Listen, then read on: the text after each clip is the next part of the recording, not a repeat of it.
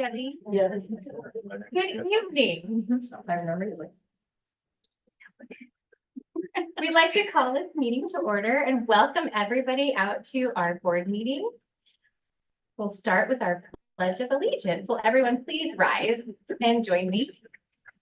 I pledge allegiance to the flag of the United States of America and to the republic for which it stands, one nation, under God, indivisible, with liberty and justice for all. Thank you. Next, we'll have our roll call attendance. Madam Clerk. Director Diamond. Here. Director Kelly. Here. Director Kingman. Here. President Levesque. Here. Director Knapp. Here. Student Advisor Levon. Here. Student Advisor Nichols. Here. Superintendent Sweden. Here. Thank you. Next, we'll have our approval of the regular meeting agenda. Do we have anything to change? Or do we have a motion to approve the agenda as presented? Make a motion, we approve the agenda. I'll second. It's been moved and seconded to approve the agenda as presented. Madam Clerk. Director Diamond. Yes. Director Kelly. Aye. Director Kingman. Aye. President Levesque. Aye. Director Knapp. Aye.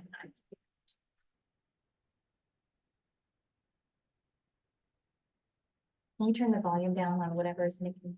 Someone has. They might say that. This is the whole one. All right, there's a little echo. Oh. All right, that brings us to the next portion of our meeting. And that is our recognition and our presentation. And we're going to start with our school board recognition. We'd like to excuse Nathan and Rishka to go join the group downstairs, and Dr. Sweeting is going to say something, do something. It says, I'm going to stand. You're going to stand. All right. Yes. So the month of January has been proclaimed School Board Appreciation Month by the governor. And we do this every year because we have individuals who serve faithfully the learning needs of our kids. And we are very grateful. So tonight we're going to honor the board. And we have several activities in mind, but the first one is we're going to have music by our amazing, spectacular flight group from Arlington High School. And so Kendrick Weaver is their teacher, and he's going to bring them on board, and they're going to entertain us.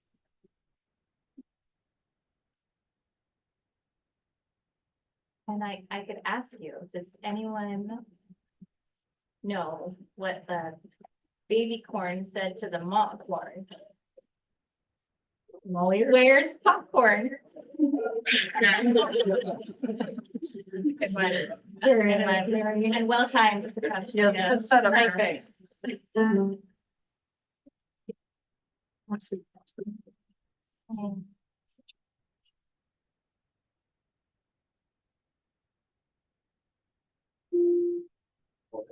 Well, we are so excited to be here. We want to thank you for all the work that you do. I've never worked in a district that has had such a strong culture for the arts. That's something that starts at the bottom, but it also comes from the top too. And what you guys have done over the years supporting our kids is just nothing short of fantastic. So thank you for all you do. We have one number for you today. It's called Blue Flower. McKenna Mullins in our syllabus.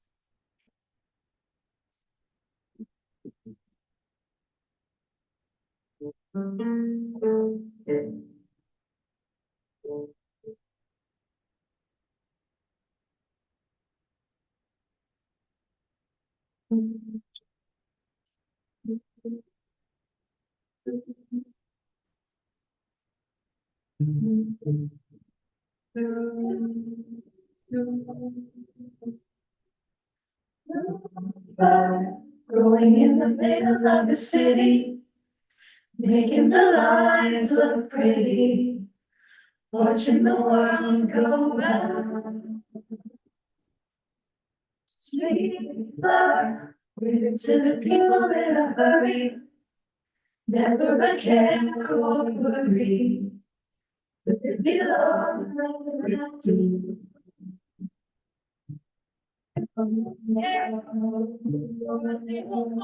Conversation. Presentation. For something more.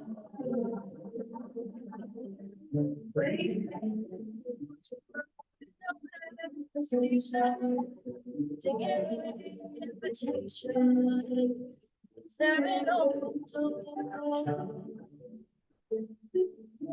A beautiful sunrise in the honest eyes as you sing your song.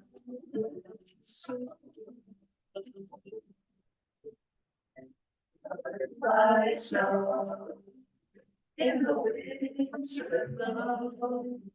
Tell me, is there still place when you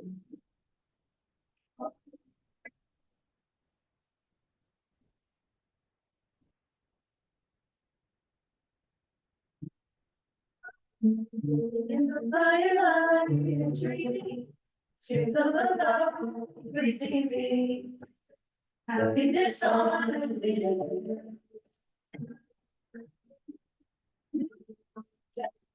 Remember of the city disappearing.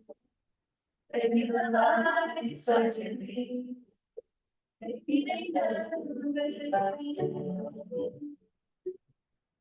A beautiful sunrise in the honest light as you sing your song.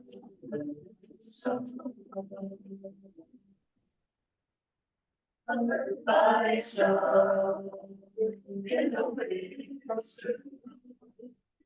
Tell me, is there still a place when you are?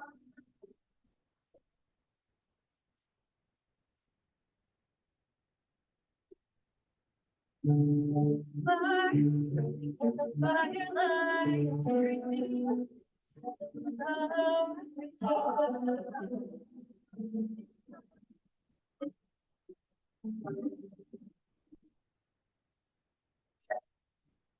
of the city disappearing. Maybe the lights are dimming. Maybe they never.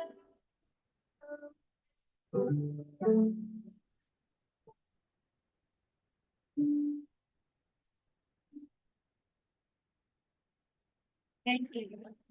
Beautiful, beautiful, beautiful. So, we're gonna take a recess in just a few moments and then we're gonna come out and have some treats. Maybe you can wait and we can interact with you and thank you while we have some treats together. Okay, so thank you. Thank you. Thank you.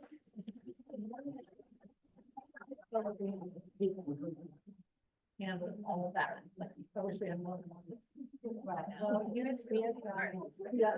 It was a kind of hospital. That's what it's done. Okay. So moving on, the next part of the celebration is I wrote a short poem. It's very short, but it's in honor of Ward 3. And please no critiquing. So, okay. Tonight, we honor our special school board team.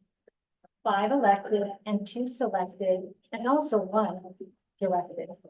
Each comes as an individual committed to serve as a team, passionate, dedicated, truly the greatest the world has ever seen. No matter their personal positions, they are united by a single purpose and mission. All students graduating and ready to pursue their hopes and dreams because of all of you. Thank you, board team, Mary, Erica, Sherry, Mariska, Nathan, Mike, and Matt. You all deserve a big hand and a pat on the back. That's my question. So next, I will invite Brooke Howe, who's going to, she's the principal at Howard Middle School. She's going to say a few words.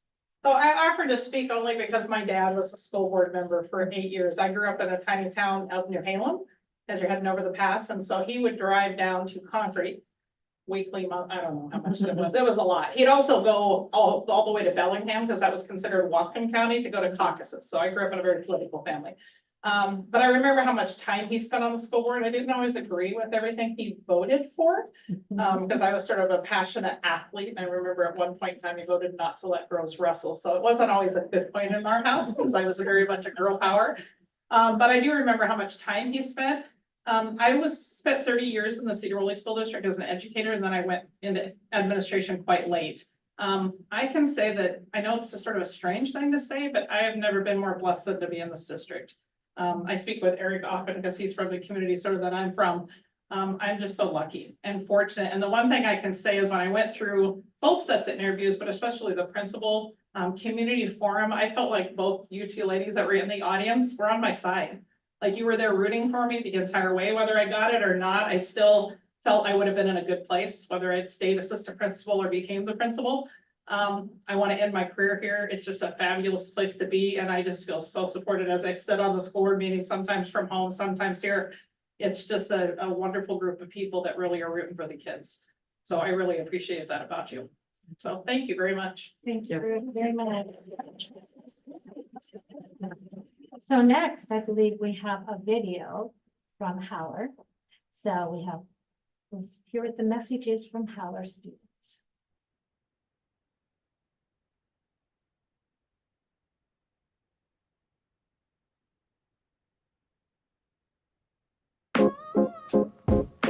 Fun, fierce, focused, and dedicated. This is how we would describe our boys basketball team this winter. These volleyball players have great sportsmanship and character as they overpower every challenge they face.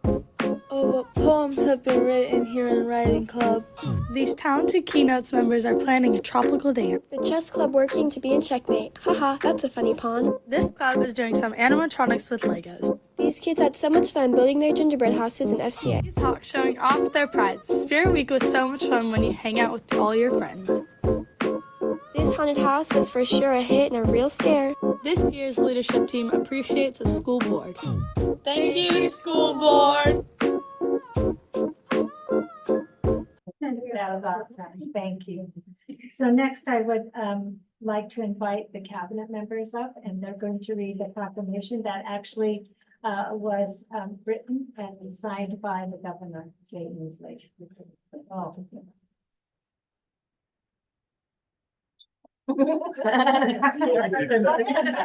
Sing it, it sounds better.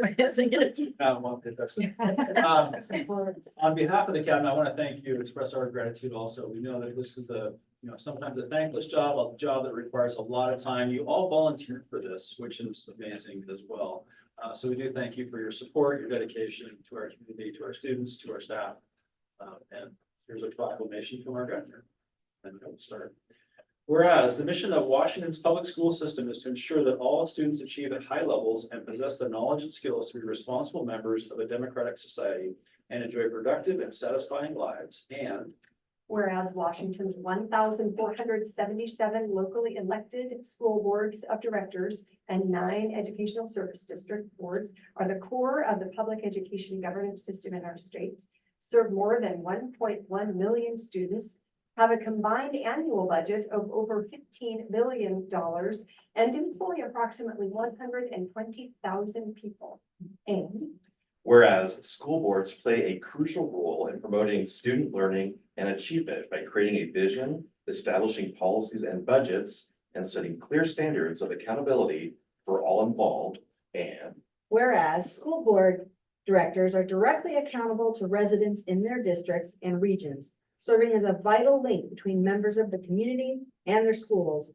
And whereas school boards and educational service districts provide a passionate voice of advocacy for public schools and the welfare of school children. And whereas it is appropriate to recognize school board directors as outstanding public servants and champions for public education.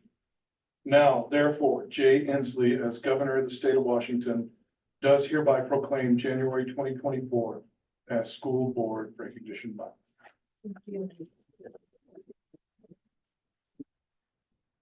So with that, we were the flight students came and watched this special celebration, and we're going to go, and hopefully some are still out there, not all.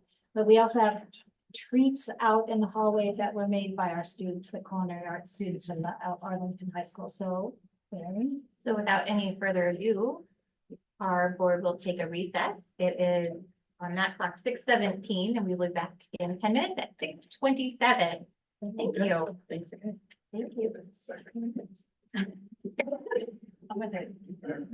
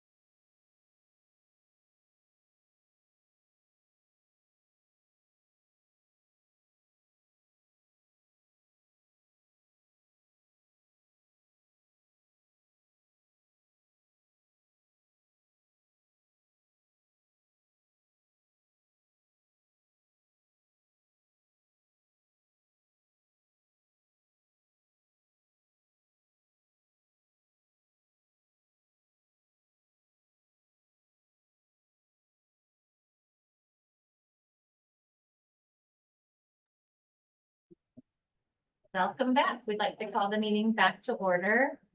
Thank you so much for that recognition. That was quite wonderful. It was heartfelt and very kind and enjoyable in every sort of way. Thank you. Next up, we have our approval of the minutes. We have regular meeting minutes from January 8th, and then our corrected regular meeting minutes from August 14th. Do we want to explain anything about the correction? There was one thing that was left off, and we're just putting it on it. We just revised some of those. So we're gonna do these one at a time. Do we have a motion to approve the regular meeting minutes from January 8th? Motion to approve regular meeting minutes from January eighth. A second. It's been moved and seconded to approve the minutes from January 8th. Madam Clerk. Director Diamond. Aye. Director Kelly. Aye. Director Kingman. Aye. President Levesque. Aye. Director Nam. Aye. And next and those minutes are approved. Thank you. Next, we'll have a motion for our revised regular meeting minutes from August 14th. Make a motion, we approve the revised regular meeting minutes from August 14th. I second. It's been moved and seconded to approve the revised regular meeting minutes from August 14th. Director Diamond. Yes. Director Kelly. Aye. Director Kingman. Aye. President Levesque. Aye. Director Nam. Aye. Thank you. Next, those regular meeting minutes that were revised are now approved. Thank you. Next, we'll have our public comment portion of our meeting, and it looks like we have no one signed up to speak in advance. Is there anybody in the audience that would like to speak tonight? They're still thinking about that. All right. We'll just skip right on to our regular meeting consent agenda, and that has a whole lot of stuff on it. It has our budget and enrollment reports, our personnel report, warrants, preschool inclusion champions grant, provider one contract revalidation, Eastern Washington University student affiliation and placement agreement, Northwest ESD 189 attendance and re-engagement services memorandum of understanding. Is there anything anyone would like to pull from the consent agenda? Or do we have a motion to approve the consent agenda as presented? Motion to approve consent agenda. Second. It's been moved and seconded to approve the consent agenda as presented. Madam Clerk. Director Diamond. Yes. Director Kelly. Aye. Director Kingman. Yeah. Aye. There you go. Sorry, I have cheesecake. Director Aye. Kingman. President Levesque. Aye. Director Nam. Aye. Thank you. Our consent agenda is approved. The next portion of our meeting is our new business. The first item is our report of donations approved by the superintendent. Dr. Sweetie. Yes, I have one donation from the month of January that I approved. It was under the $4,000 or $5,000 threshold. It was a donation from TM Post Construction in the amount of $1,000, and it was unique. It's money sent to child nutrition to pay for student debt, lunch debt. They do have a certain amount of debt, more than 1,000, but this really puts, it helps. It helps. Quick question, Dr. Sweetie. Yes. If we offer free and reduced lunch for all grade levels? No, in the school district. If they qualify. Okay, They need to qualify. okay, so I was just checking that. Okay, thank you. They can either qualify for free or reduced. Sounds good. Thank you. That's what I have. All right, thank you for that. That's a wonderful donation. I hear that we have a significant amount of debt. Yes. 66,000-ish. Last I heard. It's All a right. lot. So 1,000, super helpful. Next up on our new business is our transportation support in time of emergency cooperative memorandum of understanding. And I want to clarify one special thing about this agenda item. We are going to be asking our student advisors for their advisory vote for this topic on the agenda and another one. So we will have the information presented, and then we will ask them if they would like to vote yes or no. And it will be recorded in the minutes for all time and for their posterity to enjoy later. And so we'll go ahead and start with our superintendent explaining the transportation support. So this is a new memo of agreement with, and it's between 4 districts. And each district is taking it to their boards for approval. And it's really in support of each other.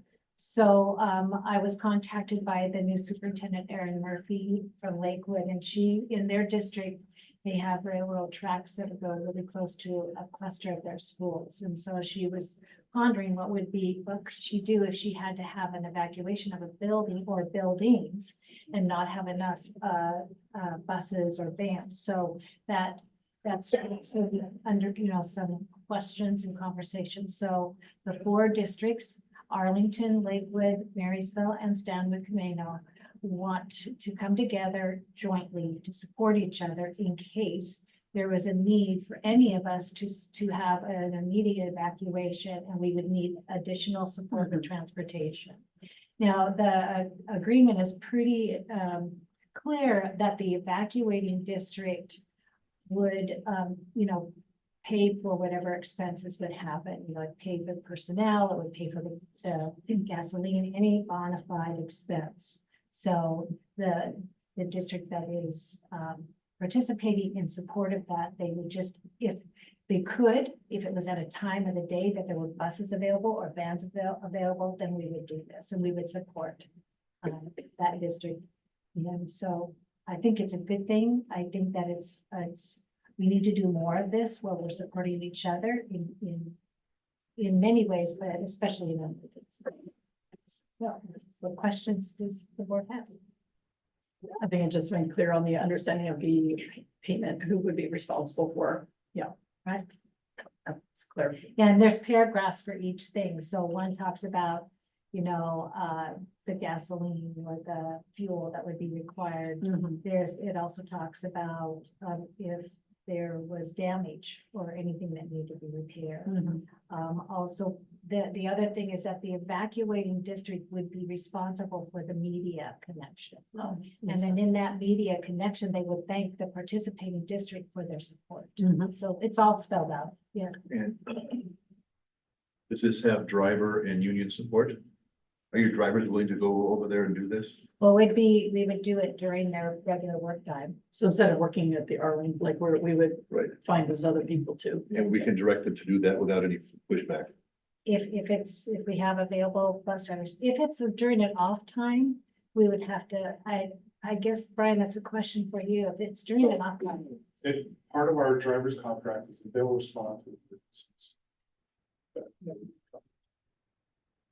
Thank you. Okay, so shall be self-renewable for a period of 5 years. Right. So we're looking to possibly approve this. For 5 years. What will happen is, let's say an incident happens, and then we realize there's something that needs to be revised, we would do that. I think that it's pretty sound. No. And we haven't had one up to now.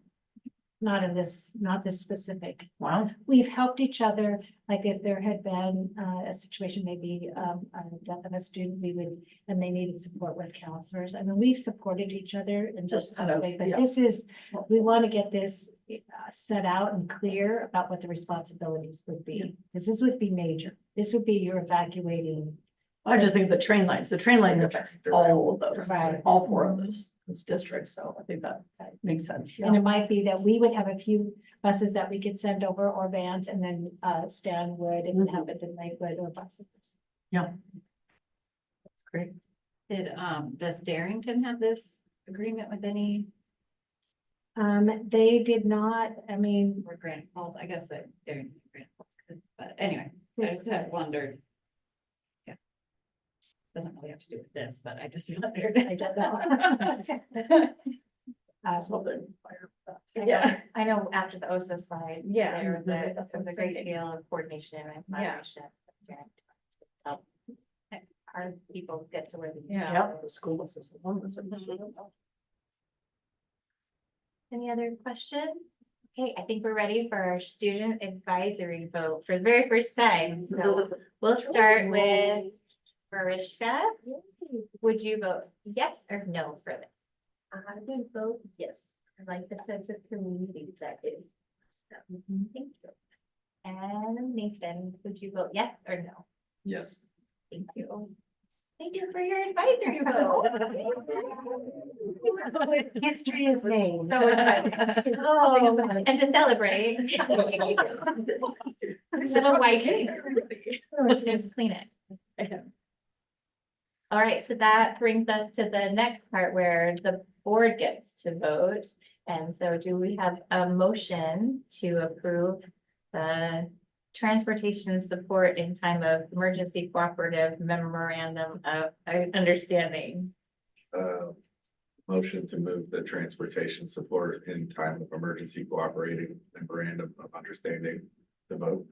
A second. It's been moved and seconded to approve the transportation support in time of emergency memorandum of agreement between Arlington, Lakewood, Marysville, and Stanwood Camino School District as presented. Madam Clerk. Director Diamond, Yay. Director Kelly, Aye. Director Kingman. Aye. President Novak, Aye. Director Neal. Aye. That motion is approved and the MOU is approved. Thank you very much. That was fun to have a student advisory vote. That was so much power. Next up on our agenda is our financial highlights of our current budget. And we'd like to welcome Gina Zutenhorst, our Executive Director of Financial Services. Good evening, Gina.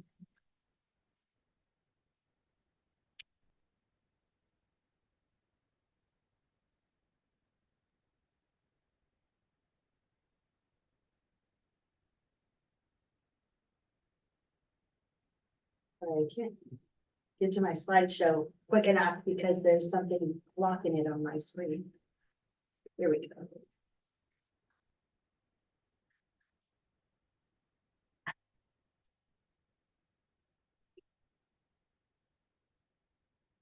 Okay, thanks for your patience there. Good evening. I'm here to a standing item on our monthly board reports about the financial highlights from the current budget. We have closed out the month of November 2023, so I'm here to report out on that. We start out talking about the financial health of the district and just highlighting that we have our four-year educational programs and operations levy and our capital levy. Both of those are expiring at the end of 2024. We have ballot measures coming out February 13 for asking voters to consider renewing replacement of those. Our enrollment is increasing. That's a positive. We have 100 more student FTE, full-time equivalent of students than estimated in our initial budget, which drives our revenue forecasts and our staffing. That increase in student enrollment will result in additional state funding between $1 million to $1.5 million. But we do have some significant challenges, and we've been talking about these, but it's important to remind all of ourselves what our financial condition is and the state of where we're going and the challenges with that. So we made budget reductions during or in preparation for 23-24. And now we're having to live with those reductions, and it's very challenging. Student needs are increasing. We're working to recover from a declining fund balance, and the impacts of the pandemic are still evident, so that makes it hard. We have programs with some very unique needs that are the cost of them, of providing them in the way that we are required to do or have to do is greater than what is provided for by the state. And the main examples that I can give you for that is our special education, our special needs program. Our food nutrition services is also rounding out to be in that vicinity as well. And then student transportation bus services as well. Our state funding formula just is proving out to continue to lead to funding gaps. And we are having to do continued cost containment as we start to look down at planning for 24-25 next year's budget. And there is some uncertainty because we do have our to ballot February 13, 2024. And so I'm going to remind ourselves as well about the conditions around our fund balance trend. I'm going to go back and forth because we'll look at this screen next. So as of December, our fund balance is down in the $1 million range. And you can see that this has 4 years of fund balance laid up against each other. And we're looking at this each time that we come and hear about the financial highlights, so that we remember the trend of how the fund balance typically behaves. It moves around up and down, but the critical point is that our fund balance is at a level now where it's not going to sustain the cash flow operations during certain points in time. It will drop too low. Now, we have the resources, it's just that we don't get them until later. So we have entitlement from the state and from the taxes that will be collected later. But I'll just kind of jump over to the fact that January, February, and March, it's going to be really close. So we are going to be in need of a short-term interfund loan from our capital projects fund. And then again in June, short-term interfund loan from our capital projects fund.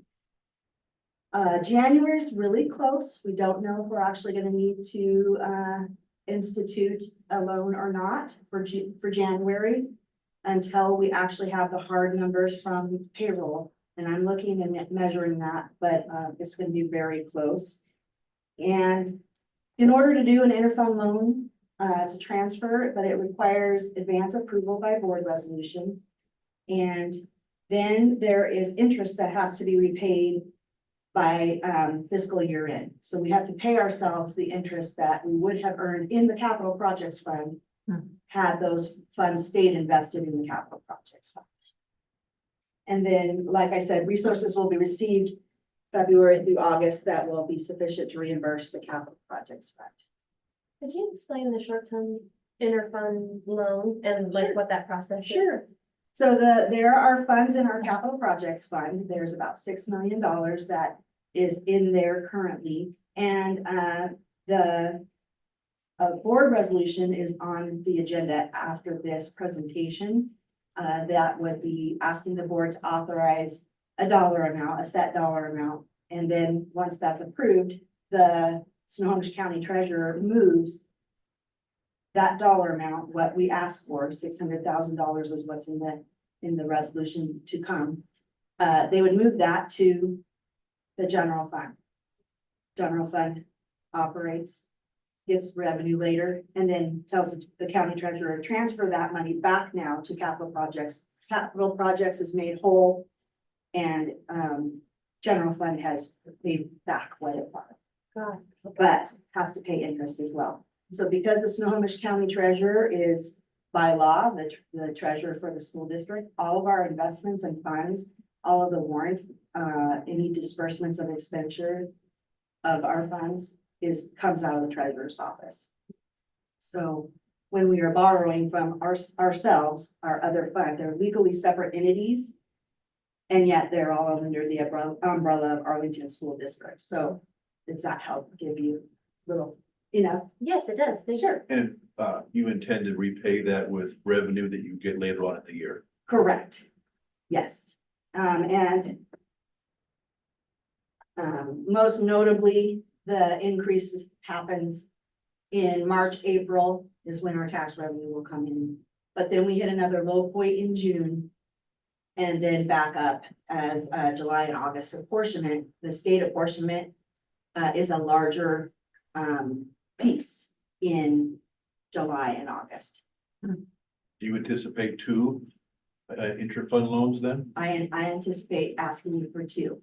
Yeah. Okay. Gina, can I ask another question? Absolutely. The interest rate, is it a low interest rate? What is? We are required to use what the state treasurer would have used on our investments. So they give us our interest rate each month for the investments that we have with them. So we would utilize that rate in determining on a daily basis what we would be required to pay back. So it's whatever the interest rate is at the time. So for December, it was 5.58%. And so that's what we would apply to whatever we had borrowed. I think I did a rough calculation that if we had to utilize $600,000 for 3 months, which is not what we're doing this time around, it would come to about $7,000. But the way that we're gonna probably need to do it is maybe 100,000 and then 300,000 and then a 200,000, not to exceed 600,000 over the next 3 months. So we would do it in small chunks. We would do it not in the whole small thing all chunks at once. as needed so that we would minimize the amount of time that we're having those funds. But we authorize up to the 600,000. We authorize up to the Up to that. 600,000. Hopefully not. You know, I just find it interesting that we're paying back the interest we would have had on the money. Of our Yes. own money. Yes, because if it was sitting in the capital projects fund, Yeah. it would result in that much more funds in the capital projects fund. And they have to So stay we separate. have to keep that fund whole because the purposes for which that fund, those Oh, funds gotcha. are there. Okay, so it's two separate. It wasn't the pooling of that one. Okay, Right. gotcha. So we want to honor that for sure. And legally, we're required to. State accounting manager defines and tells us these things and so does the RCFs. Yeah. Trying to figure out how to form this in my head, but I'm just gonna go ahead and ask it. So looking at, I mean, because I kind of looked ahead at the resolution, information that you gave about the percentage rates. That's what we're talking about right now. So as we're thinking about the amount of interest, so taking it out in smaller pieces may result in a smaller amount of interest, because if we borrow the 600 like all up front. Okay, Yes. because it was hard to kind of like think about. Yeah. Paying back more when we're in a tough spot, paying Right. back with interest, that's always a hard thing to Right, conceptualize, so, okay, that kind of helped me right. along with like, maybe it won't be the whole thing at once for the full 90 days. Right. It will Okay. be. Okay, So just to put a fine note, so the point is to stay above zero, or is the point to stay out of state coming in and auditing us? The point is to be able to honor payroll and whatever warrants that we have to pay this month. Just to keep the lights on, basically. That's And the teachers pay. right, yeah. So we have paid, there's warrants that were approved by the board as part of today's meeting. And the funds are available for that. We can honor that, no problem. The funds are available with the county treasurer right now. We have to make sure that we have just the right amount when it comes time to finalize payroll. And we're right there, really close. It can be as a matter of one granting agency not sending us what they're supposed to send us within a week. So, and then it comes the next week. So it's the cash flow part. We do have the resources. We're entitled to those resources. It's just that they're not with us yet. Can you explain it also, when we have to pay back the money, then our fund balance is gonna be even lower, right? Like, we get enough money that we're not borrowing anymore because we have enough, we're higher, but we still have to pay that lump sum back. So then we're gonna be lower later. In June would be the month when we would be back down to a lower point. where Would we would have paid back the first chunk by June, and so then we're borrowing it again? Yes, and we're gonna minimize our interest earnings, so. So we would have to pay interest for a second time for the same money that we. Okay, We want that money to be in the right area to minimize whatever interest we would have to pay. Would the interest be different for both times? It could be different because it will change by the month. Okay. Yeah. So. Let's drop that. This was the slide where we would just revisit the things that were happening that were culminating in why we're arriving at a lower trend in our fund balance coming into this fiscal year, because we were coming off multiple years of having a higher than would be necessary of a minimum fund balance. Okay, we talked about that. And now here is a working forecast. This was what was in our budget when we approved our budget in August. And it is a plan, it is a forecast. It is not, it is not a law, it is not, set in stone.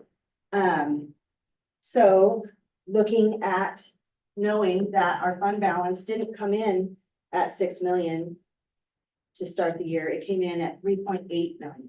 So I wanted to have you be able to lay eyes on that. We took a peek at this last month, but to lay eyes on what that looks like if I run that through the whole next 3 years of having come into this year with a lower fund balance. And haven't made any other adjustments, but needing to get that number up there in front of you as a perspective place that we are still looking at needing to do reductions. Will it be 2.5 million? That number has not yet been fully calculated and can't be estimated quite yet to be exact. But we needed you to have this information in advance of having an exact number, because you need to be aware that we're still working towards that. We don't have other adjustments represented here. That will be adjusted further once the board approves enrollment for the coming fiscal year. We will utilize that to figure out what we think our revenue estimates are going to be. And that will improve our picture all across the board. And then also our tax revenues, if I go back and reassess what it is we have on the ballot for levy, there is a little bit of a difference between that compared to what we initially thought or calculated back when we did our August adoption. So that will also help improve that picture. Now, nonetheless, costs are also changing underfoot.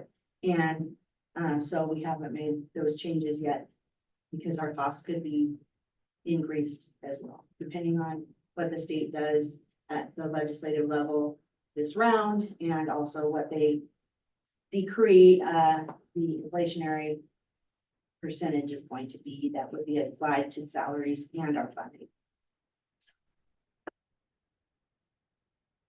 Questions? Can you remind me what there was a percentage that we were using to calculate minimum fund balance? The minimum fund balance that we would want to have Yeah. as a best business practice was 1 month's average operating costs of total expenditures. Okay. So that usually was around an 8% level.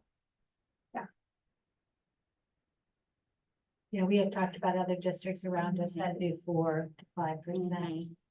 And the policy that guides us really gives us, that flexibility, as things evolve. Yeah. Yes.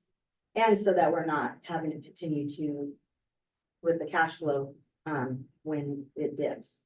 Yeah, we need to, in my mind, the intent would be that we get to a place where there's fund balance enough to cover payroll each month, but you're not having to borrow from other funds.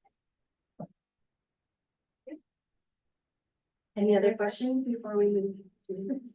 Yeah, I have a quick question, actually. Yeah. You had said that the expected beginning fund balance for this year was 6 million something. Why is it only 2.8? Because when we were looking at where we were at before the budget was finalized, we didn't have all of the information. We didn't have everything that was gonna exactly come to play.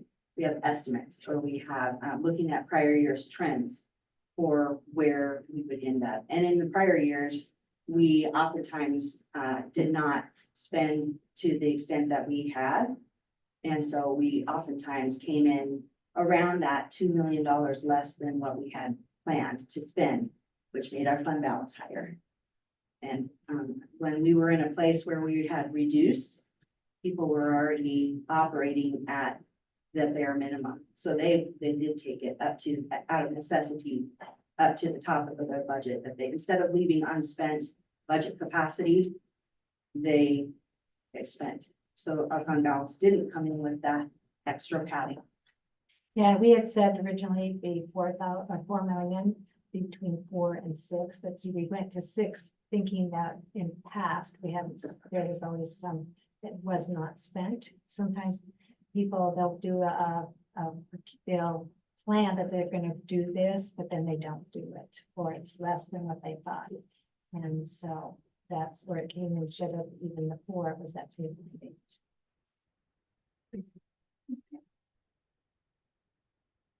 Thank you, Gina. Next up is our resolution 2402 interfund loan that we kind of already talked about. But you have more information to share? Nope, just to probably, we could pop the resolution up there and I'll talk as we're looking at it.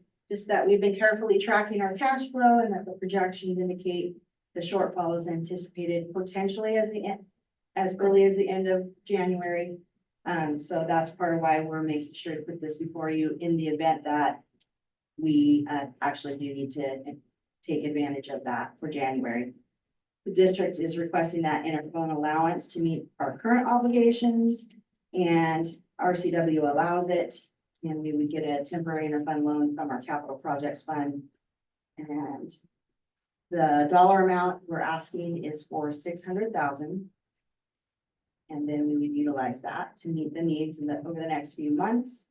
And then we plan to transfer things back to pay the capital projects fund back no later than the end of the fiscal year. But depending on how the cash flow goes with the resources and the time that they come in under, we could pay that back sooner. Yep. And then also that our future reports, financial reports, will also report back out to you what it is we had to get and how much interest we're putting on to that.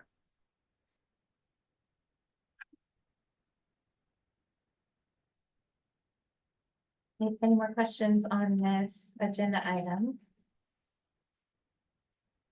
We have a motion.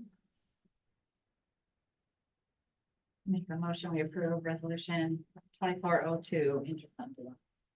A second. Any discussion?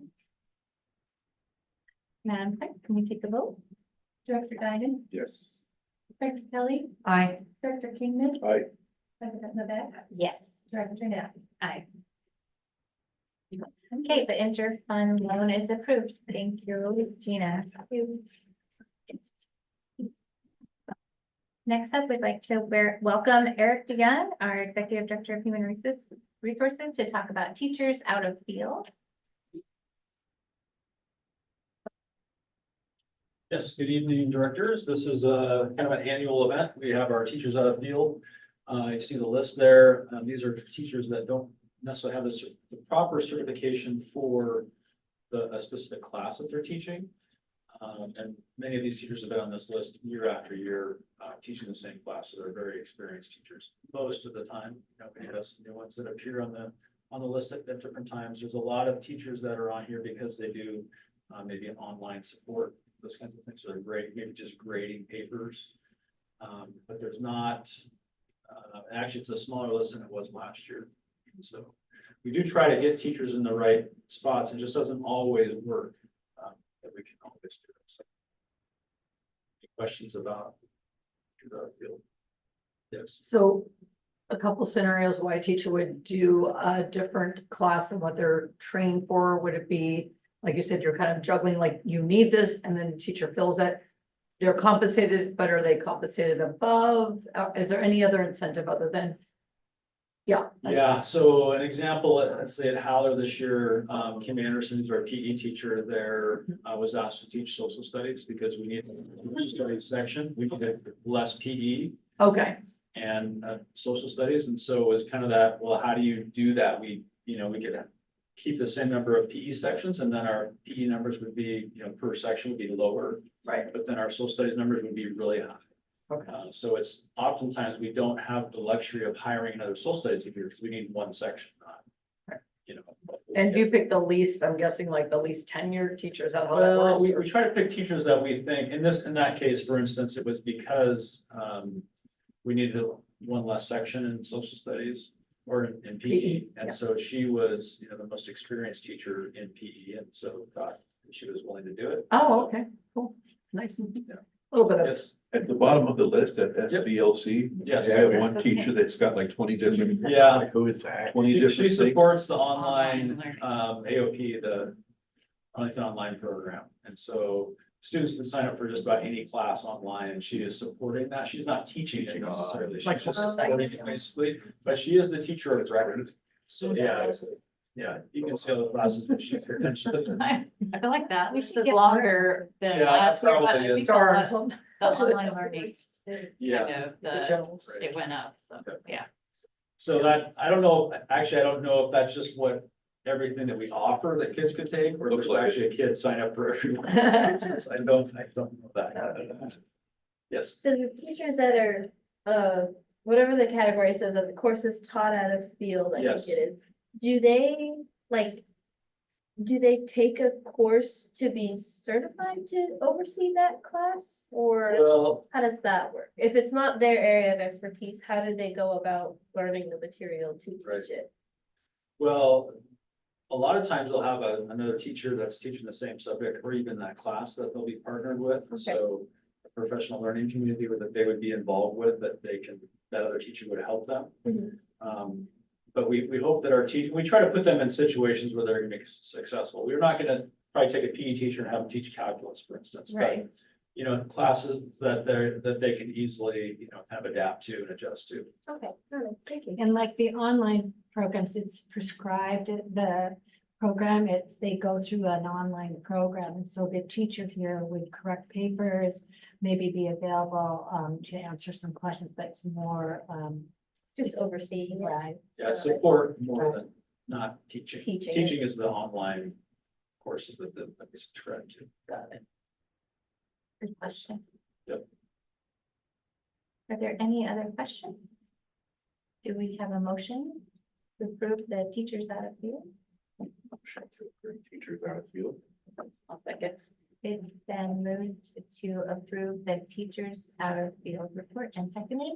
Madam Clerk, Director Diamond, Aye. Director Kelly, Aye. Director Kingman. Aye. President Levesque. Aye. Director Hill. Aye. Thank you. Next up, we have our adoption of the 24-25 enrollment projection. I'd like to welcome Ryan Lewis, our Executive Director of Operations. And this is another one of those agenda items that we will be asking our student advisors for their advisory vote on. This is what keeps them awake. Welcome, Brian. Thank you for being here. Thank you. Responding to a technology challenge here. Oh, work out. Okay. Last board meeting, I presented to you a preview of our enrollment for the 24-25 school year. This year, we have the presentation of the number that we would like you to approve for the 24-25 school year. It's substantially the same. The one change that you're going to see is that there was another month of enrollment data that we could use to project what we're going to look like in April, since the method that we're using or recommending is the April roll-up method. Every day we get closer to that point in time where we actually take the measurement, we become more accurate. So we have the benefit of another month's addition of enrollment data available to inform what our projections are going to be. Last time I spent some time talking about the definitions and factors, methodology. I've included those slides again for reference. I really don't want to spend a lot of time on them tonight. I'd like to just get to the number itself. So thank you. So here is the summary of the recommended enrollment information for 24-25.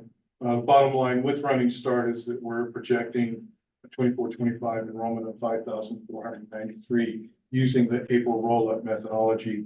That's in comparison to what we're going to end up with. What we think we're going to end up with this year is 5,466. So we're looking at a small increase, functionally a status quo on the whole. Some changes, particularly in grade band areas at K5 and 6 and then back to 12. What we're expecting using this methodology is that we would decrease at the elementary level by 40 FTE compared to this year, decrease by 16 at the middle school level, increase by 74 at the high school level, and then open doors would increase by in comparison to the school year. Net increase of 27 FTE compared to the year. What's happening is that we're seeing larger class sizes leaving the elementary and middle school level, replacing a very small senior class in comparison to our past classes. And that's causing the increase that we're seeing at the high school level. This is the detail by grade. This reflects what we saw in the summary. I'm going to move into the school-based projection right now. You can see that what we're expecting is we're going to see a 10 student decrease at President's Elementary, 12 at Pioneer, 22 at Eagle Creek, and 10 at Kent Prairie. These are small decreases as to whether or not they have an effect on staffing. The K through 3 staffing is generally more protected due to the nature of our requirement to comply with the K through 3 class size ratio funded by the state. If we don't comply with that K3 class size ratio, then they actually take money back from us in the apportionment process. So we have a reason to stay fully staffed or more highly staffed, more richly staffed, I should say, at the K3 level in the elementary grades. 5, there's a stick and a carrot there. At middle school level, we're looking at a 23 student increase in post middle school, and at Haller, a 16 student decrease. At the high school level, 77 student increase at Arlington High School, and 8 student decrease at Weston High School.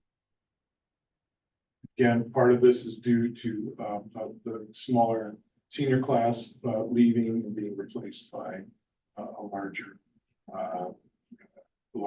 senior class, at least 9th grade class. Then at SBLC, functionally status quo there, 215 students, and same with open doors. Excuse me, 11 student decrease in open doors. Open doors and both, well, Weston, SBLC, and open doors are a little harder to predict than the other programs that have the same kind of reliable patterns in terms of enrollment changes across the year. Open doors is kind of a free for all. We really don't know where we're going to go until it actually happens. And SBLC generally tends to be a zero-sum game. If we gain students at SBLC, they're primarily coming from our school buildings that transitioning out of the basic ed program at SBLC.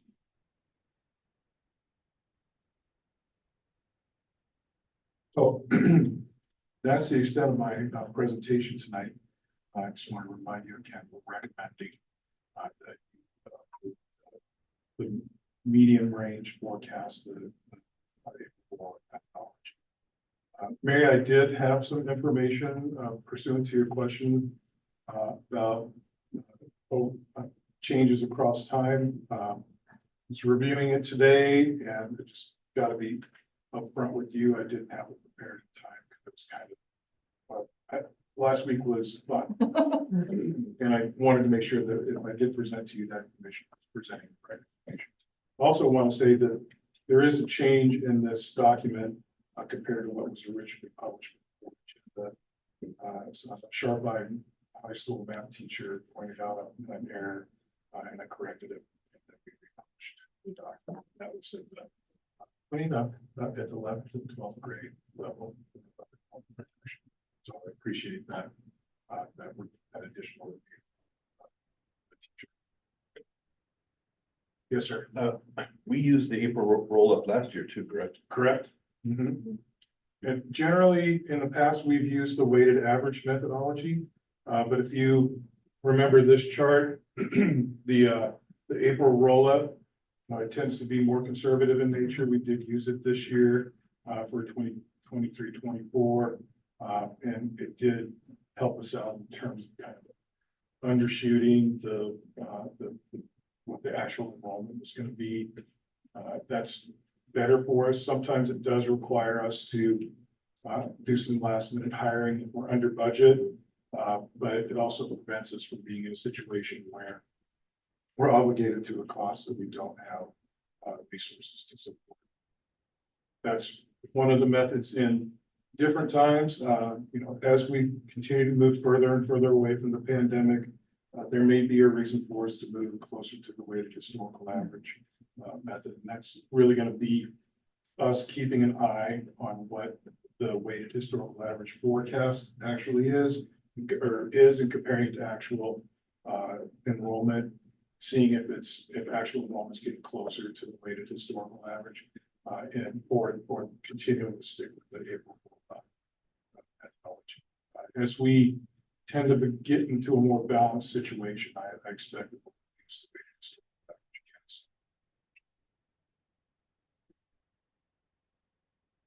Don't expect we use the cohorts. It's just a preference. Any further questions before our student advisors take their vote?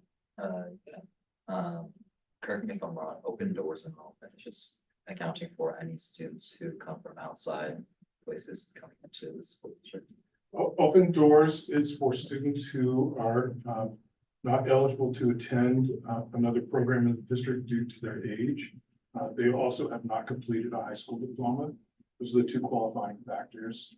It tends to be more of an independent study type of program that's delivered. It's delivered in a location at Weston High School, but it's computer. It's delivered online. And these are students that are 16 to 21 and their credit deficient, significantly credit deficient.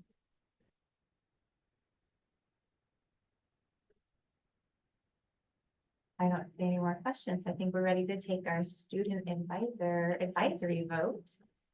So Nathan, would you like to go first this time? And would you vote yes or no for the recommended enrollment as presented? I believe yes for the. And Mariska, would you vote yes or no for this one? I would vote yes. Thank you. That will be recorded in a minute. Yay. And that brings our board to, it's an action item. Do we have a motion to approve the recommended 2024-25 projected student enrollment?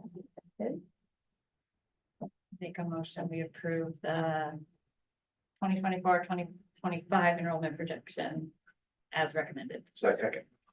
Great, right? I think Mike was first, but Matt was so close. So it's been moved and seconded to approve the enrollment proposal. Projected student enrollment as presented for 2024 to 2025. Is there any further discussion? Or can we take a vote? Director Diamond, Aye. Director Kelly, Director Kingman, Aye. President Levesque, Aye. Director Nance. Aye. Thank you, Brian.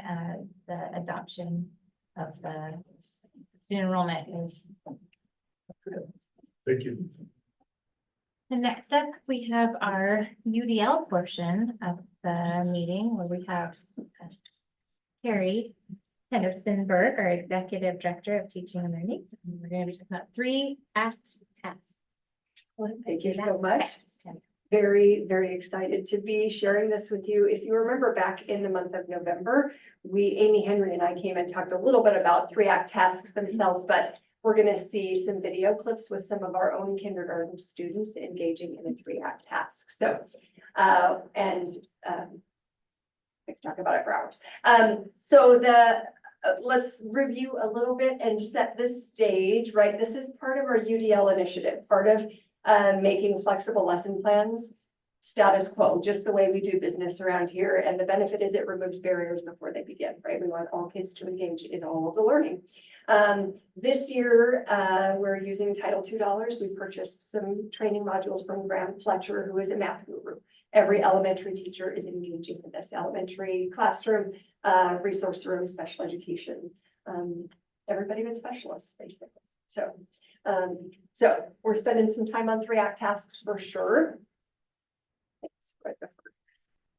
advancing. So just to review, there are 3 parts to a 3-act task, right? First is engage and perplex.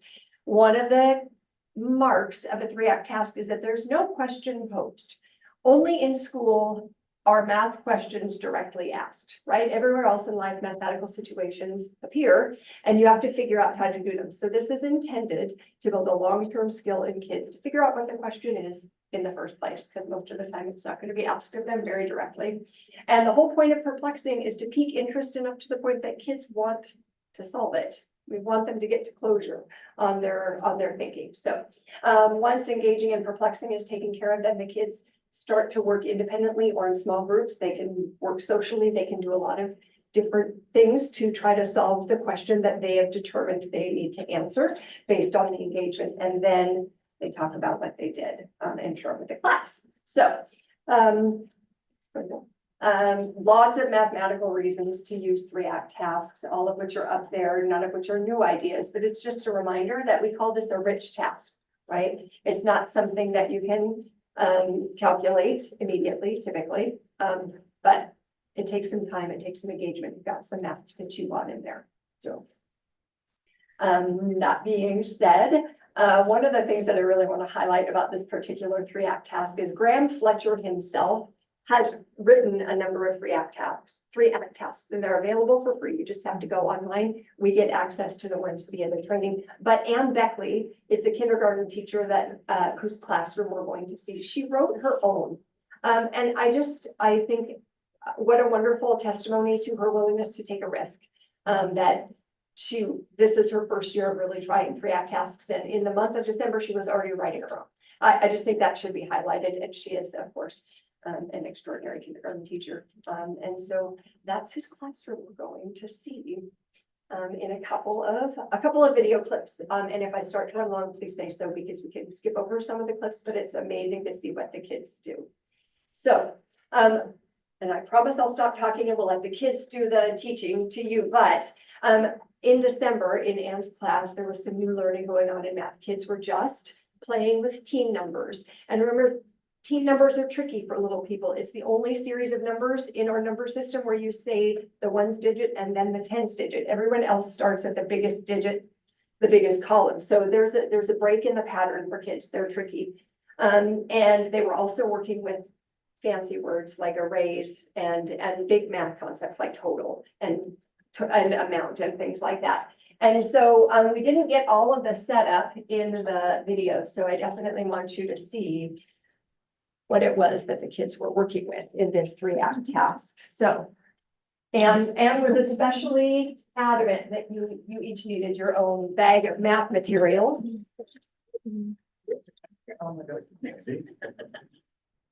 So they might be a little bit stale at this point. They're hard to do. Because they're from before Christmas. But she had this wonderful dramatic setup where she had a box, like it was a reveal, it was a gradual. What's in the box? And then, and then she poured these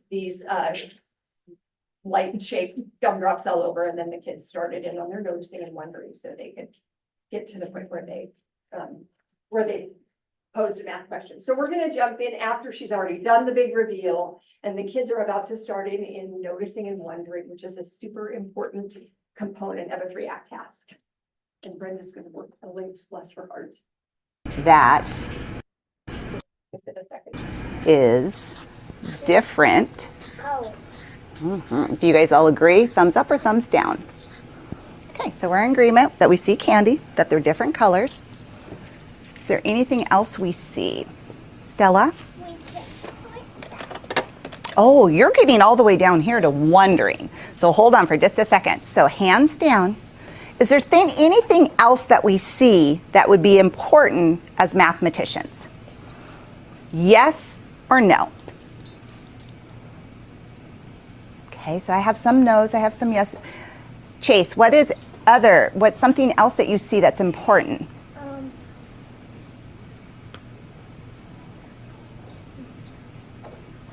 Maybe you had done so everyone did I adopt my Okay. Zoe, I saw that you said no. Do we have enough information of what we see that we can now go down to our wonderings? Say that to the class. Say, I think we could go to our wonderings. I think we can go to our window. Okay, so hands down, so where our brains are thinking now. What are you wondering? Now, before you start to wonder, tap the brain. We're wondering as a mathematician. Thinking of what we know about math, what can we wonder about? All right, Nora, what could we wonder about? I wonder.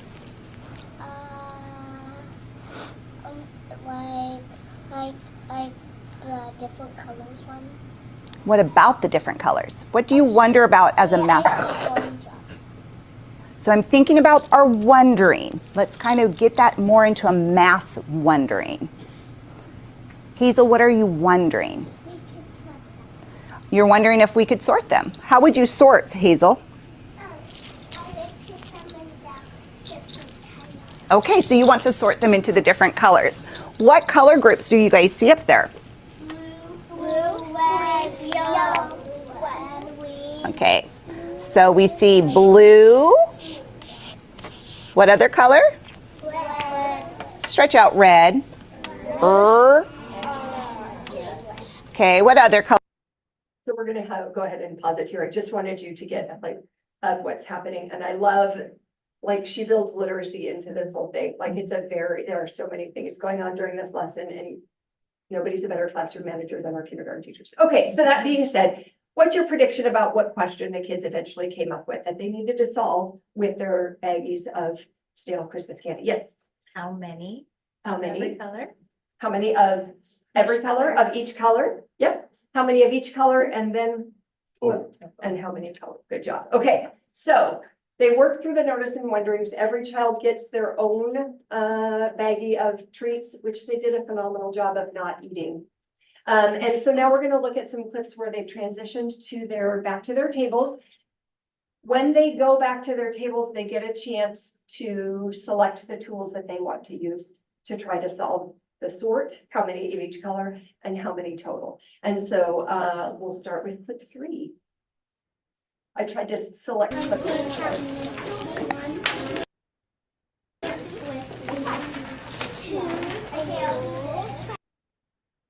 So how is that tiny little pixie choosing to solve her problem?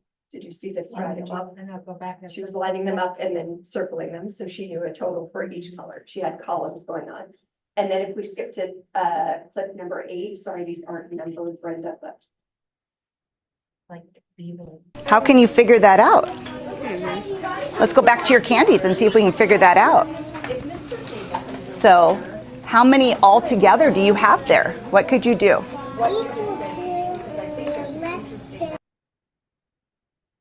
So if you look at this little girl, did you notice anything about the way she's arranging her gumdrops and what she's doing? It's kind of hard to see. I am watching the one on the left. Okay, so this one, Yes. what do you notice about how she tackled, what's her strategy? So columns. Columns by color, good. We've got 2 columns by color. This little girl, I don't know if you can see, but she's choosing to go horizontally, and she's putting a black mark above each gummy candy. So she's going to take her gummies off the page eventually, and she will have marks. So there's another strategy. And let's skip to clip 9. Find a different way, and they're all jumbled. Jack, Mr. Mathematician, can you tell me what you just, what you just said? Could you tell me that again? What's happening? I'm doing like this has to be like a line. A line or a rhyme? A line? A line, what you probably said, like, I wish I could remember what he told me because I was so fascinated by what he said. I asked him to say it again and I didn't remember it myself, so I can't report it to you. But his name is Jack, and you can see he's choosing a manipulative in addition to. So he's stacking up cubes so that he can both have the gummy and the number or the total column next to them. So we'll see Jack in the reveal at the end when he gets to share. It's just, he went through a really curious progression of how to solve this problem. And I think that just gives you kind of a smattering of how kids might have solved their problems. And then we'll go ahead and jump ahead to the reveal now, where we're extending thinking and kids are sharing about how they have show you. So second from the end. I think one more down maybe.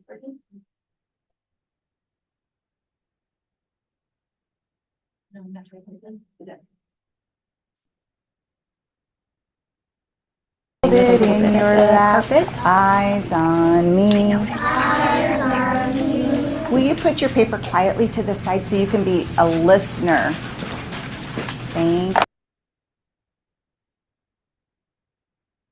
Watch Anne Beckley all day. I know. She's. That's How about we start with you? I don't know where you put your paper. I love it. You're gonna share with us. Come sit down, honey. You're thinking what you discovered with your bag. I'm gonna move you right here. I got 5 blues and no reds. I got 3 greens and 7 yellows. So I got 15. Total. Will you say that again, honey, one more time, nice and loud? I have 5 blues, no reds, and 3 greens and 7 yellows and 15 in total. Total. All right. Thank you, Zoe. You can go put that in your mailbox. And Jack, why don't you come on up?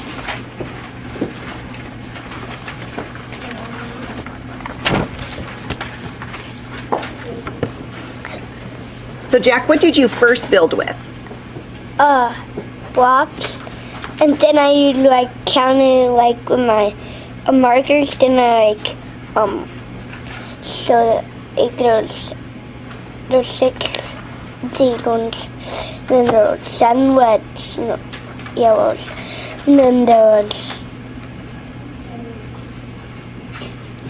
there's 3 Greens. greens, and then there was 1 of my reds. Okay, so what Jack had done first is he used snap cubes, and you had a tower of 6, a tower of 7, a tower of 3, and a tower of 1, but the cubes were all different colors. So then he thought he might not remember, so he switched to the marker. Could the cubes have worked too? Yeah. They show the same thing. Did you discover anything? Do you know what your total number is yet? That was kind of a new concept I saw for a lot of you, that total was the total number in that bag. So that might be something that you can still figure out before you eat your candy. All right, good job, Jack. Dylan, why don't you come on up?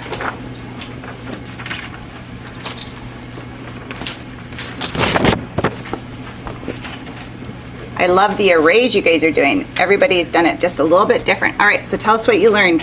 I have 4 greens and 6 red and 6 yellows and 3 blues and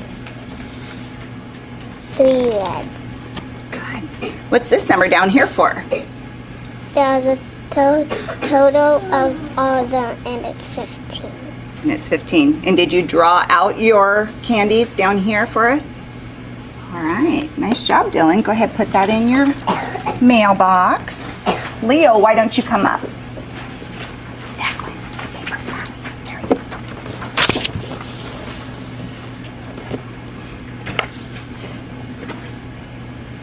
So this is how many greens and blues I have, and this is how many greens I have, and this is how many reds I have, and this is how many yellows I have. Okay, so what did you discover? What is this number for? That's how many it makes of total. All right, so how many blues did you have, bud? Green, 4. Blues? I mean, no, 3. 3? All right. 4 greens. And 4 greens? All right. All right, thank you, Leo. Go ahead and put that in your mailbox. I'm just looking to see what different types of arrays we have here. Harper, why don't you come on up?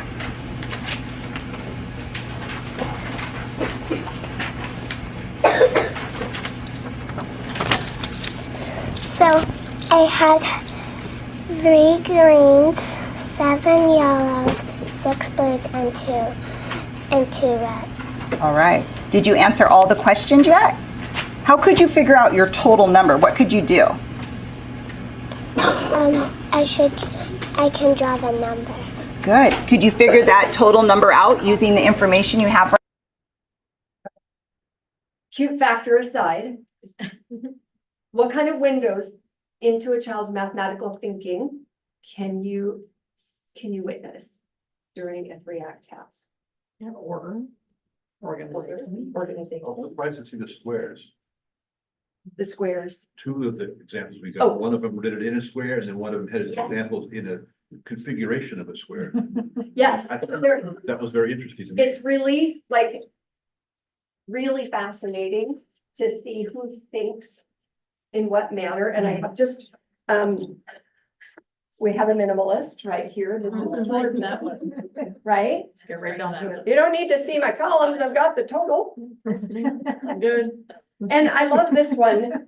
Oh, around. When she explained like this, Oh, I if see. I'm the teacher and I'm not listening to what the kids are saying or thinking, or I don't allow them to share their work, I have some concerns.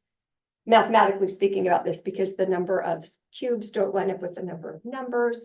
And I also see, right, we're working on teams, and you see what she got for her total, right?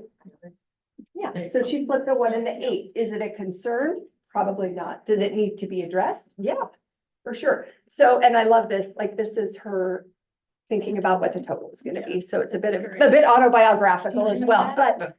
say that. Do that little thing, yeah. Yes, that's her. I love the draws. Totally. Love the draws. So, I'm not kidding what I said. There's a lot to look at here, but, I think for the sake of time, unless you have any other questions, I have some questions for you. So where do you see powerful math learning? What points struck you as powerful opportunities for kids to engage in mathematical thinking? It's independent. They are all given the one tool source, and then from there, here's the endpoint, and then how do you get there? It's up to you. And you also, to me, it's a formative assessment. You're able, Yes. sorry. Yeah, I get to get yours. absolutely. But you're sitting there going, oh, like you don't know 18, or can you add, are these making sense? And where do we go from here? Like, oh, you got this, we're ready to go to the next level, and it's algebraic thinking, which, believe it or not, that's a K standard, which blew me away. And I'm like, yeah, algebra in kindergarten, Yep. but it is, Yep. it's a fundamental. Absolutely. Well, they could opt in as much or as little as they wanted to, right? So I think that was great that they had choice. Well, and in Act 1, she was expressing an opportunity to solve a problem. Right, there's these 15 or 18 things, and she was putting that into their head as, this is a problem I want to solve.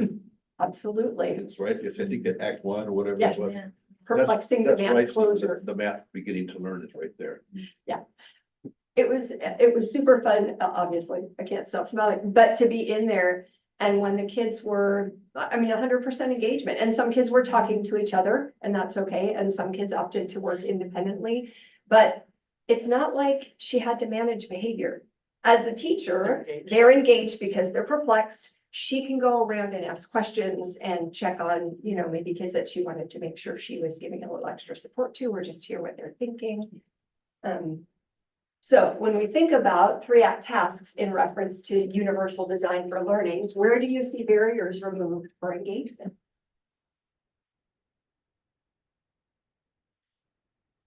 Because they get to converse when it's appropriate to converse. This whole duality in my own classroom. And so, like, on the rug, it was managed, the teacher was facilitating, there was questions, there was hands raising. And then it's like, okay, here's the tool, here's the task. How you solve it is up to you. And then they went back to their table, they were engaged, they were active, they were learning, and they were demonstrating. If there was a hang up, you could go and address it. Oh, you're stuck, let me help you. Or the kids learn so much from each other. That's fascinating. Good or bad, good or bad.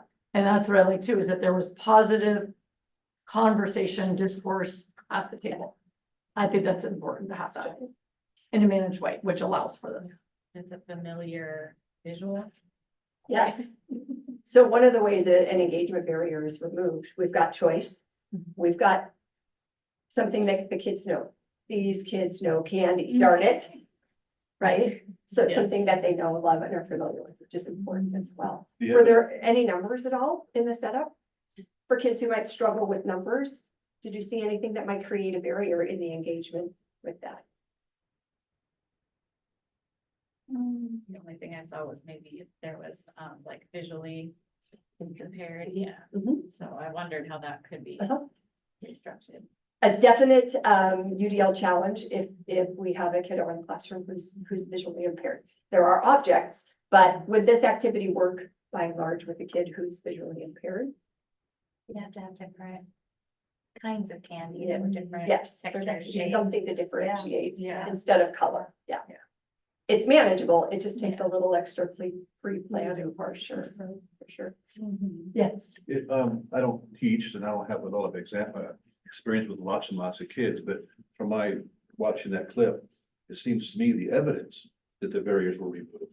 But we're all the 100% eager hands up at the end. None of them were shy, none of them were afraid. They were in it, right? That's what I saw. One of the barriers for teachers and we who have been in education for a while is the point of a 3-act task. At the beginning, she led the kids through that noticing and wondering phase, which when you're with kindergartners, noticings and wonderings can take 15 minutes because there is so much to see and everything is fair game because that's part of the kids becoming acquainted with what's going to be part of the task. So it feels counterintuitive. It feels like you might be spending too much time on that, but it's probably not possible because that leads to wondering. And that's how kids build their own questions. It's really important. Yeah, but the other thing is, if there's a mistake in thinking, that doesn't mean there's no learning going on. So mistakes are okay. And sometimes the teacher may not even choose to address a mathematical error. There were some kids that came up and showed their thinking, but they had perhaps the wrong total. That wasn't the point of this particular learning activity. It was about sorting, classifying, and getting the concepts of total. And so, so that's a tough one for teachers sometimes too, to not say, but the answer's wrong on the inside. You can say it, but we don't necessarily, because mistakes have to be okay. And we've talked about choice already, but I think it's important to remember in universal design for learning that choice is not an end in and of itself. Choice matters because it removes barriers. So the biggest choice happens here in how the kids in this particular 3-act task, how the kids represent their own learning. That's where their maximum freedom was. And it removes the barriers of having to comply for kindergartners, right? Who don't necessarily have fine motor skills to manage a worksheet really well. They need white space and freedom to fill up the room, right? To fill up their space. There's a lot of flexibility built into that. They could use colors, they could use manipulate. It's just simple. Okay. Yes. My favorite part was having each of them present to the class and just having them be so comfortable talking to their little peers and so impressed. And be able to be aware enough of their own work to talk about their own work, right? I mean, sometimes I get to the end of the task and I think, I don't know what I just did. That's not a problem here. They know about what they did and why they did it. Yeah, following what Mary said, and one of the boys at the beginning, he said, like, he had like 3 green on the paper. He's like, 4 blue, no, green 3. He missed it, but he wasn't shy about Right. saying, like, where do the kids, like, where did I go wrong? Like, why am I so bad at Middle school. No, UDL, let me, you're missing out. I think the shift is in how we teach and in how we help kids to see that it's okay to make a mistake. And that's a learning opportunity. It's not an end. It's just part of the process. I think that's a big lesson. I have some kids that are always like, I was first. I'm like, okay, true, but there's, all of us are learning. I mean, good job, honey. You were first. Great. Yeah, it's really I try to instill that too. It's the process. Any other questions? Okay. Thanks for in building. You want the candy back here? No. Do we get I to want count this it now? Keep it. I will take them, I will take them. I'm going to give my own little experiment. And I have a full Yeah, sale Kendra. bag of unopened candies. I'll get it. Just have it. Candy, I will say, pre-Christmas folks, do not eat it at your own risk. That's a subtraction list. The fresh marshmallows, just not candy. All right, thank you, Carrie. That was delightful and inspiring and magical. Thank you. Our next item is also magical. It is our second reading and adoption of board policy 4000 public information program. And we'd like to introduce our brave and magical Gary Zabel, our executive director of whatever he is, communication. That's right, that's right. And I follow after videos of kindergarten. I I'll try it. High bar to surpass. So I'm talking about the second reading of the 4000 Public Information Program. And as you've seen this before, there was a question from Director Knapp about the wording in the red part. We talked about it being reviewed quarterly on the website. And I talked with Krista Kramer, district nurse, about this, and she explained that she gets this information, from different, agencies and other sources. And essentially, when she gets updated information, then I update on the website. So that's that was the question about this policy. I didn't have any other questions about that. So. Is there any other questions? Do our student advisors have any thoughts about this policy? Was it the same one that we saw? Yeah. The second reading. Yeah, then right now. Do we have a motion? Motion. Second. It's been moved and seconded to approve for second reading and adoption board policy. Can we do that again, please? I need to hear. Oh, Matt. Motion to move for vote. Thank you. You're welcome. There, now. Thank you. It's been moved and seconded to approve for second reading adoption board policy 4000 public information program. Director Diving. Yay. Director Kelly. Aye. Director Seaman. President Levesque. Aye. Director Neff. Aye. Thank you. The policy is adopted. Thank you, Gary. And our last item of new business is our second reading and adoption of board policy 5050 contracts. Welcome, Eric Young. Good evening again. And Gary had to follow kindergartners. I had to follow Gary Sable, who possibly the most popular employee. At Howler, so quick story. I witnessed a girl at Howler ask Gary for his autograph. Slightly embarrassing. She always wanted to meet him, in person. Oh my gosh. Did you give her your autograph status? Yeah, I did. I wanted Gary Sable. But back to the policy, Gary. Gary, digress. So I don't think there were many questions on this one either. This was, we added some new language regarding the law about principal contracts. And a few other things in here, but pretty straightforward legal things.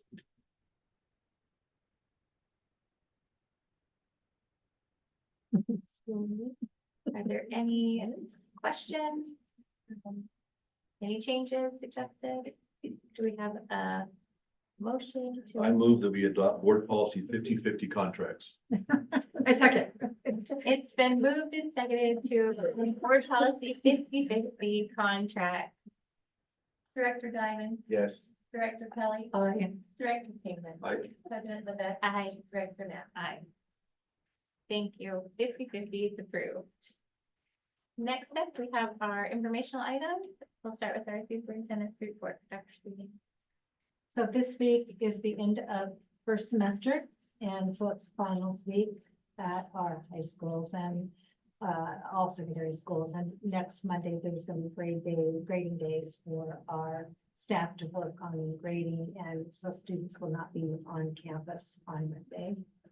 And this Thursday, the 25th, Eagle Creek and Kings Prairie families and students and staff that will be there at host. They're going to post and they're doing a Winter Olympics. And it's going to be very cool. They're going to have the, it's called, let me see what they're saying, at 6 o'clock, they're gonna have opening ceremonies in the post middle gym, school gym, and they'll have a national anthem that's going to be sung by the Eagle Creek and Camp Prairie 4th and 5th grade students. And then after the opening ceremonies, families will enjoy the activities, the games, the fun, and the tour post, and just be totally have a great night. What day is that? That's Thursday, This this Thursday, This Thursday? yes. And let's see, the question at the bottom here is, which grade level will bring home gold, silver, and bronze? Nice. So that's a challenge for them.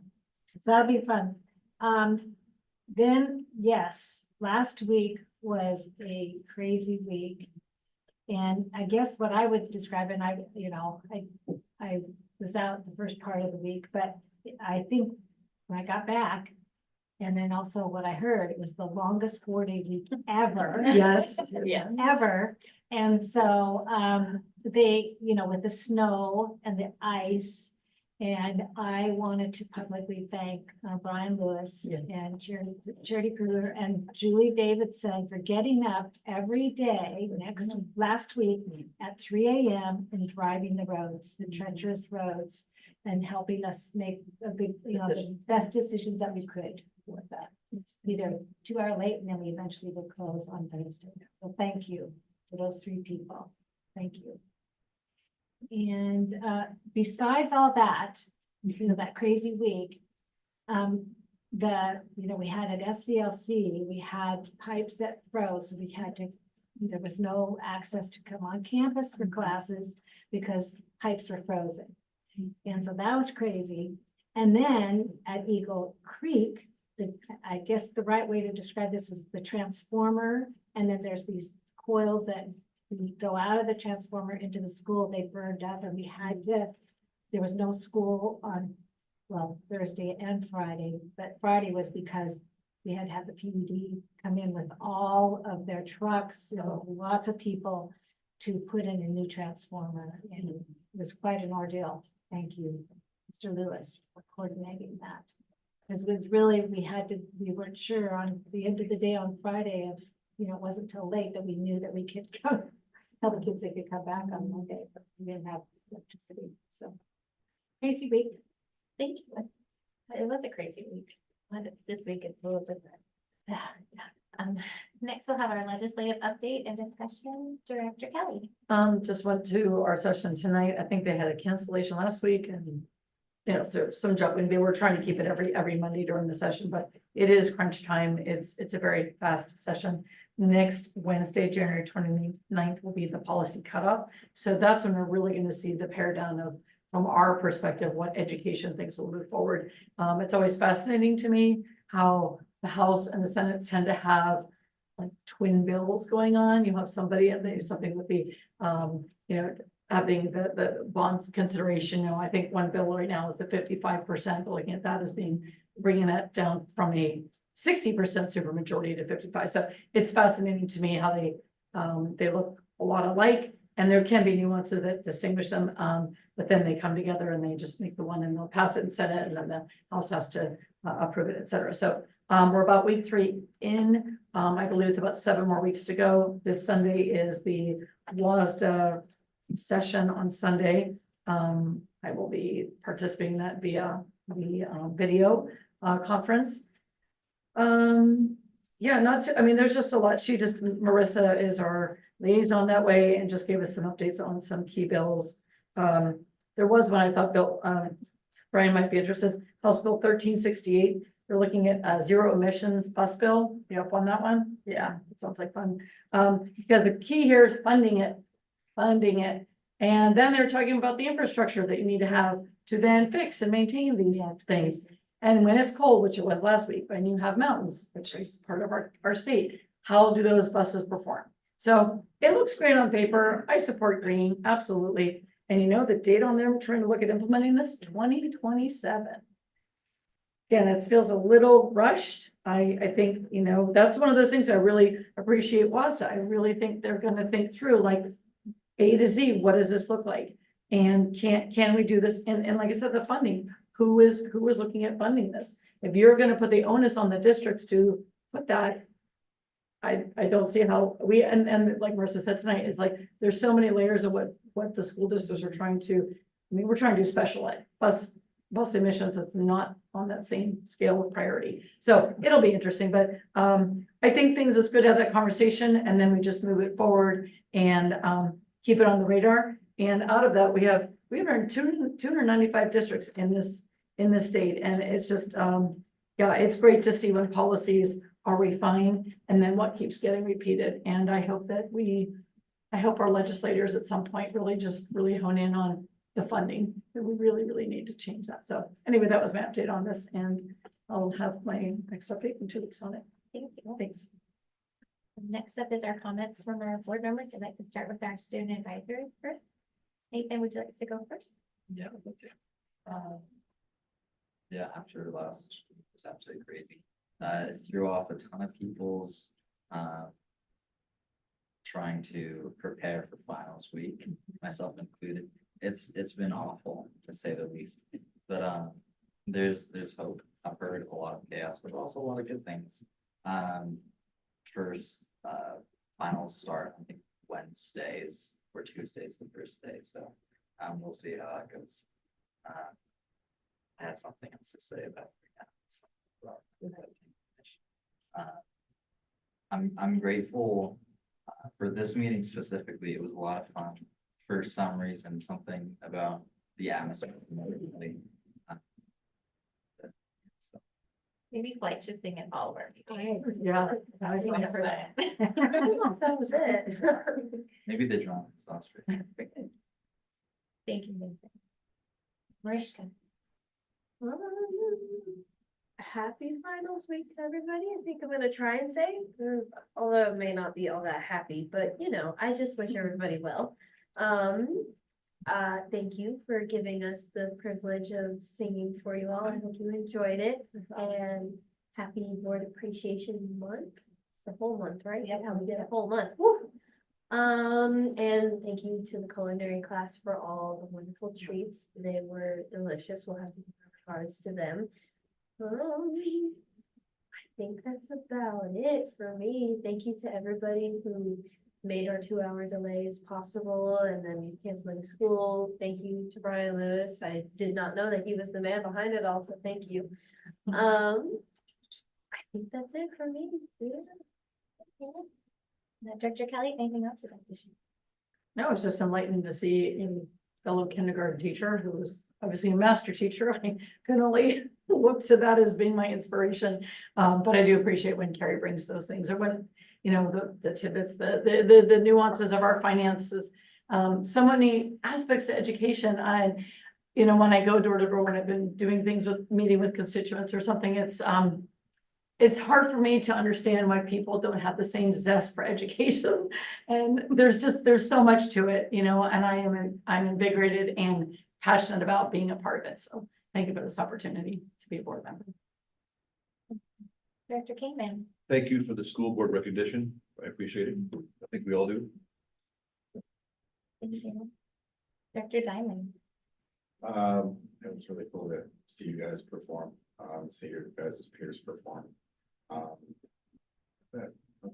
No, and I appreciate it. I just still learning everything. So everything is always new to me right now. So thank you.